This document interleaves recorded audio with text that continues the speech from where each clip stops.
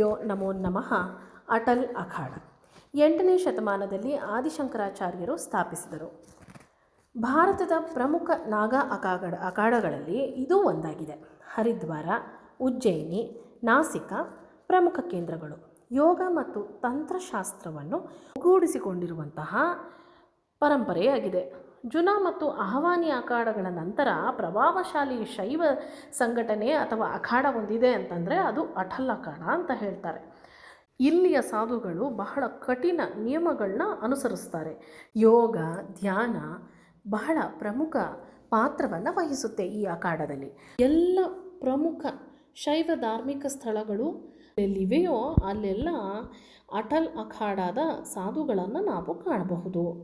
ಮತ್ತು ಇಲ್ಲಿ ಬಹಳ ಶಾಖೆಗಳನ್ನು ಕೂಡ ಅಥವಾ ಅನೇಕ ಶಾಖೆಗಳನ್ನು ಕೂಡ ನಾವು ಅಟಲ್ ಅಖಾಡದಲ್ಲಿ ನಾವು ಕಾಣಬಹುದು. ಧನ್ಯವಾದಗಳು.